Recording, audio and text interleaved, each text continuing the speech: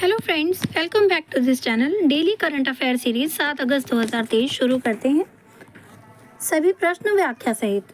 Question number 1, हाल ही में भारत सरकार ने लैपटॉप और कंप्यूटर पर आयात प्रतिबंध को कब तक लागू रखा है? इसका जवाब है 1 नवंबर 2023। सरकार ने अब घोषणा की है कि लैपटॉप, टैबलेट और पर्सनल कंप्यूटर के आयात पर प्रतिबंध 1 नवंबर 2023 से लागू होंगे। प्रतिबंधित आयात के लाइसेंस के बिना आयात खेप को 31 अक्टूबर तक मंजूरी दी जा सकती है। लैपटॉप, टैबलेट और कुछ प्रकार के कंप्यूटरों पर तत्काल प्रभाव से आयात प्रतिबंध लगाने से आयातकों में मची अफरा तफरी के बाद सरकार ने ये कदम उठाया। 1 नवंबर से सरकार केवल वैध लाइसेंस के माध्यम से लैपटॉप, टैबलेट और कुछ प्रकार के कंप्यूटरों के आयात को अनुमति देगी। आयात पर अंकुश से सरकार उन स्थानों पर कड़ी नजर रख सकेगी जहां से उत्पाद आ रहे हैं। ये निर्णय ऐसे समय में घरेलू विनिर्माण को भी बढ़ावा देगा जब भारत ने अपने भविष्य के विकास के लिए इलेक्ट्रॉनिक विनिर्माण को एक प्रमुख प्राथमिकता वाले क्षेत्र के रूप में पहचाना है। क्वेश्चन नंबर 2, हाल ही में राष्ट्रीय हथकरघा दिवस कब मनाया गया? इसका जवाब है 7 अगस्त। भारत में हर साल 7 अगस्त को राष्ट्रीय हथकरघा दिवस मनाया जाता है। ये 1905 में स्वदेशी आंदोलन की शुरुआत की याद में मनाया जाता है। ये सामाजिक आर्थिक विकास में हथकरघा उद्योग के योगदान को पहचानने और उद्योग के बारे में जागरूकता बढ़ाने के लिए भी मनाया जाता है। इस वर्ष भारत में राष्ट्रीय हथकरघा दिवस का 9वां संस्करण मनाया जा रहा है। कपड़ा मंत्रालय के तत्वावधान में पूरे देश में राष्ट्रीय हथकरघा दिवस मनाया जाता है। आज ही के दिन 7 अगस्त 1905 में स्वदेशी आंदोलन की शुरुआत हुई। इस आंदोलन ने हथकरघा बुनकरों सहित स्वदेशी उद्योग और स्वदेशी भावनाओं को प्रोत्साहित किया। 2015 में सरकार ने 7 अगस्त को राष्ट्रीय हथकरघा दिवस के रूप में नामित करने का निर्णय लिया। पहला NHD 7 अगस्त 2015 को चेन्नई में मनाया गया था। क्वेश्चन नंबर 3, हाल ही में किस देश ने आपातकाल की घोषणा की? इसका जवाब है इथोपिया। 4 अगस्त को इथोपिया की सरकार ने आपातकाल की घोषणा की। यह आपातकाल उत्तरी अम्हारा क्षेत्र में संघीय सुरक्षा बलों और स्थानीय जाति मिलिशिया के बीच कई दिनों तक चली झड़पों के बाद घोषित किया गया। इथोपियाई राष्ट्रीय रक्षा बल और फानो मिलिशिया समूह के बीच सप्ताह की शुरुआत में तीव्र लड़ाई छिड़ गई थी।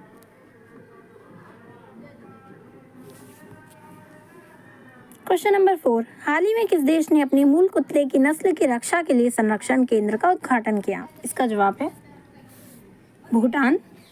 हाल ही में भूटान देश ने अपने मूल कुत्ते की नस्ल चांगथेई की रक्षा करने के लिए देश के थिम्पू के युएसिपांग में एक संरक्षण केंद्र का उद्घाटन किया। वर्तमान में भूटान में 55 चांगथेई कुत्ते हैं।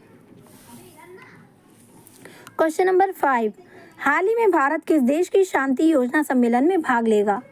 इसका जवाब है यूक्रेन। भारत यूक्रेन के जेद्दा में होने वाले 2 दिवसीय शांति योजना पर सम्मेलन में भाग लेगा। इस सम्मेलन में भारत समेत कई देश शामिल हैं, जिसमें अमेरिका, चीन, ब्राजील भी शामिल हैं।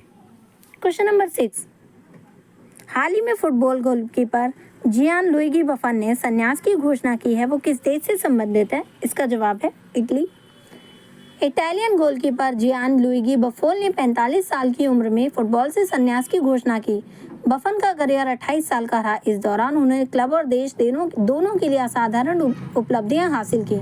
बफन ने 2006 में वर्ल्ड कप जुवेंटस के साथ 10 सीरी ए खिताब और पेरिस सेंट जर्मन के साथ एक लीग खिताब जीता। बफन ने अपना करियर वहीं समाप्त किया जहां उन्होंने शुरू किया था, पार्मा में, जो इटालवी द्वितीय श्रेणी में है, जो 2001 में पार्मा से जुवेंटस में शामिल हुए और ट्यूरिन, और फिर जून 2021 में पार्मा लौटने से पहले 2018-2019 में PSG में एक सीजन को छोड़कर अपने करियर का अधिकांश समय क्लब के साथ बिताया।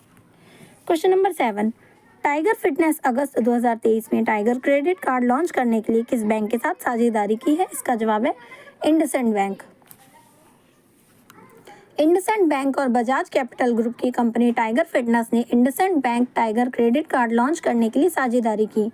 ये सह ब्रांडेड क्रेडिट कार्ड वीज़ा द्वारा संचालित है और ग्राहकों की जीवन शैली संबंधी आवश्यकताओं को पूरा करने के लिए डिज़ाइन किया गया है। कार्ड में एक शानदार पुरस्कार कार्यक्रम की सुविधा है, जहां ग्राहक 6 गुना तक त्वरित पुरस्कार अर्जित कर सकते हैं। कार्ड धारक अपने रिवॉर्ड पॉइंट को एयर मील में बदल सकते हैं और अंतर्राष्ट्रीय खर्चे पर 1.5% की रियायती विदेशी मुद्रा मार्क मार्कअप का आनंद ले सकते हैं। क्वेश्चन नंबर 8, हाल ही में अगस्त 2023 में किस भारतीय कंपनी ने फॉर्च्यूनर ग्लोबल 500 सूची में अपनी श्रेष्ठ रैंकिंग हासिल की? इसका जवाब है रिलायंस इंडस्ट्रीज। 2023 के लिए फॉर्च्यून ग्लोबल 500 सूची में 8 भारतीय कंपनियां शामिल थीं। मुकेश अंबानी की रिलायंस इंडस्ट्रीज ने अपनी स्थिति में उल्लेखनीय सुधार किया और पिछले वर्ष की तुलना में 16 पायदान आगे बढ़ी। 2022 में रिलायंस इंडस्ट्रीज 104वें नंबर पर थी, लेकिन 2023 में 88वें नंबर पर पहुंच गई। ये सुधार 2021 में 155वें स्थान पर अपनी स्थिति से एक महत्वपूर्ण छलांग के बाद हुआ, जिसका अर्थ है कि कंपनी ने पिछले 2 सालों में 67 स्थान की बढ़त हासिल की। फॉर्च्यूनर ग्लोबल 500 सूची में 88वें नंबर की रैंकिंग रिलायंस इंडस्ट्रीज द्वारा हासिल की गई अब तक की सर्वश्रेष्ठ रैंकिंग है। सूची में अन्य भारतीय कंपनियों में भारतीय जीवन बीमा निगम LIC शामिल है, जो 9 स्थान फिसलकर 105वें स्थान पर पहुंच गई, और इंडियन ऑयल कॉरपोरेशन यानी OIC जो 48 स्थान उछलकर 94वें स्थान पर पहुंच गई। फॉर्च्यून ग्लोबल 500 सूची 31 मार्च 2023 को या उससे पहले समाप्त हुए उनके संबंधित वित्तीय वर्षों के लिए कुल राजस्व के आधार पर कंपनियों को रैंक करती है। क्वेश्चन नंबर 9, हाल ही में रक्षा मंत्री राजनाथ सिंह द्वारा 132वें डूरंड कप का उद्घाटन किस राज्य में किया गया? इसका जवाब है असम के गुवाहाटी में। मुख्यमंत्री श्री हिमंत बिस्वा शर्मा ने क्षेत्र की समृद्ध खेल संस्कृति को स्वीकार किया और सभी भाग लेने वाली टीमों को अपनी शुभकामनाएं दी। उन्होंने कोकराझार में टूर्नामेंट आयोजित करने के लिए भारतीय सेना को भी धन्यवाद दिया और BTC के प्रयासों की सराहना की। उद्घाटन समारोह में राज्य और क्षेत्र भर से लगभग 12,000 फुटबॉल प्रशंसकों ने भाग लिया। समारोह में सुखोई 30 MKI विमान और Mi-17 हेलीकॉप्टर द्वारा फ्लाई पास्ट, मार्शल प्रदर्शन, गतका और भांगड़ा और स्थानीय मंडली द्वारा बोडो सांस्कृतिक नृत्य का प्रदर्शन किया गया।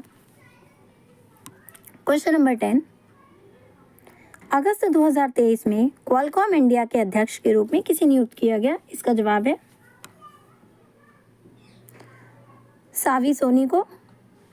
क्वालकॉम ने सावी सोनी को कंपनी का भारत अध्यक्ष नियुक्त किया। क्वालकॉम ने सावी सोनी को वरिष्ठ उपाध्यक्ष और अपने भारतीय कारोबार का अध्यक्ष नियुक्त किया। स्वयं कंपनी का नेतृत्व करेंगे और मोबाइल, ऑटोमोटिव, सेमीकंडक्टर, औद्योगिक, IoT और संचार बुनियादी ढांचा क्षेत्रों में उद्योग भागीदारों और सरकार के साथ संबंध विकसित करके देश में अपनी रणनीति को क्रियान्वित करेंगे। सोइन ने पिछले 5 वर्षों से क्वालकॉम इंडिया के अध्यक्ष राजेन वगाडिया का स्थान लिया। वगाडिया क्वालकॉम के सैन डिएगो मुख्यालय में वैश्विक वितरण और वैश्विक वाहक रणनीति का नेतृत्व करने के लिए उपाध्यक्ष के रूप में नई भूमिका निभाएंगे।